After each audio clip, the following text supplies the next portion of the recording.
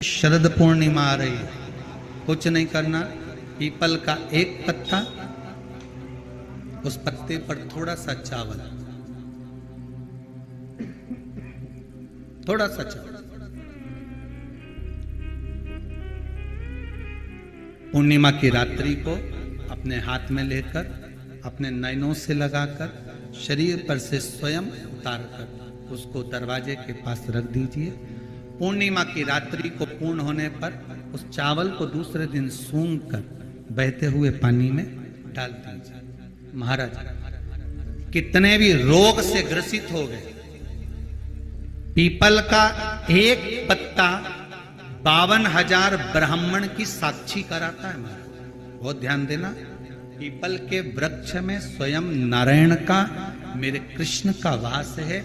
स्वयं भगवान गीता के अंतर्गत कहते हैं कि मैं पीपल का वृक्ष हूं। नारायण उस 52,000 ब्राह्मणों का वासा एक पीपल के पत्ते में होता है। और आपको पहले भी कथा में कहा, गाय, ब्राह्मण, बहन, बेटी, ये सब काल का हरण करने वाले। तो कोई अच्छा सोचकर किसी को पैसा दिया और वो धन उलझ गया, नहीं आ रहा, पैसा वापस दे ही नहीं रहा। बेलपत्री के पेड़ के नीचे,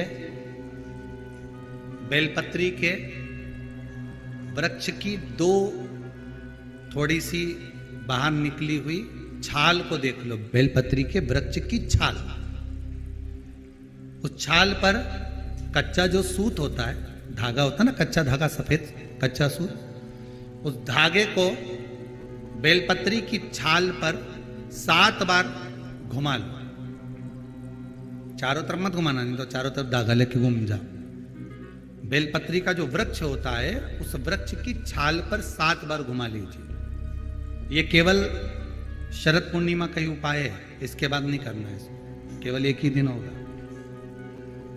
बेलपत्री की छाल पर उसको घुमा लीजिए 7 बार घुमाकर, जब वो जनेऊ की तरह हो जाएगा ना, उसको उतार लीजिए। बेलपत्री के वृक्ष के नीचे घी का दिया लगाइए, हाथ में उसको रख लीजिए।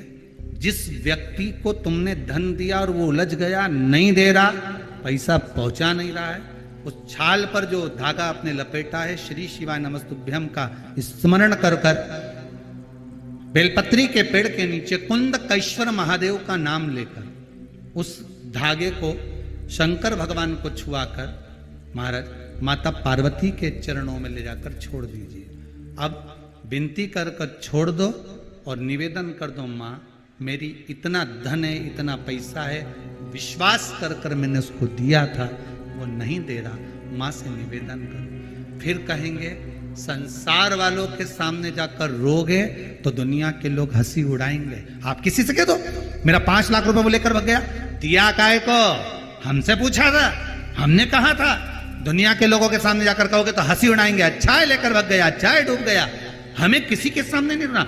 द्रौपदी के 5 पुत्र जब मारे गए तो द्रौपदी किसी के सामने जाकर नहीं रोई। द्रौपदी अगर रोई तो परमात्मा के चरणों में जाकर रोई। संसार वालों के आगे जाकर रोगे तो दुनिया के लोग हंसी उड़ाएंगे, पर परमात्मा के आगे जाकर कहोगे, परमात्मा हंसी नहीं उड़ाता, परमात्मा उस कार्य को सिद्ध करता। उसके सामने जाकर बोलो तो, तुम बोलो ही नहीं और परमात्मा के सम्मुख में और कहो कि मैंने तो सबके कह दिया, सबसे फोर्स लगा दिया, सबसे सोर्स लगवा दिया, ये करवा दिया। परमात्मा से जाकर निवेदन करो कि मेरा धन उलझा है, मेरा धन मैंने विश्वास रखकर करा था, दे दिया था, माँ अब आपको देना है, भगवान शिव की कृपा से वो पहुंचा दीजिए, आएगा। एक पूर्णिमा पर करके देखने में क्या जा रहा है। शरद पूर्णिमा पर किसी भी समय पर कोई रोग से ग्रसित ना हो, उसका पुत्र किसी रोग में ना पड़े।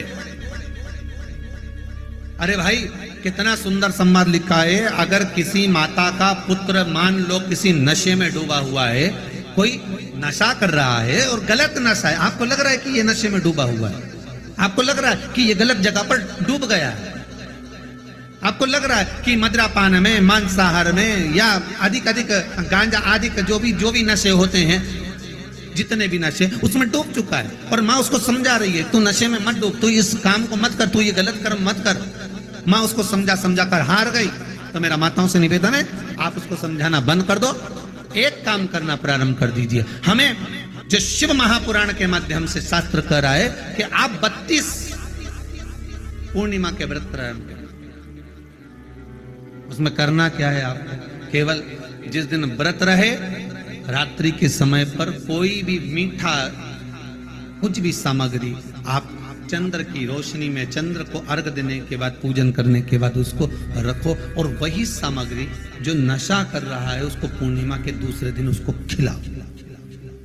आप धीरे धीरे खिलाना चालू करेंगे, जिस नशे में वो डूबा हुआ उस नशे से वो छूटना प्रारंभ हो जाएगा। तो पूर्णिमा व्रत करके तो देखो तीसरे में तुम्हें जरूरत है, धीरे धीरे आप रुक वो छूटना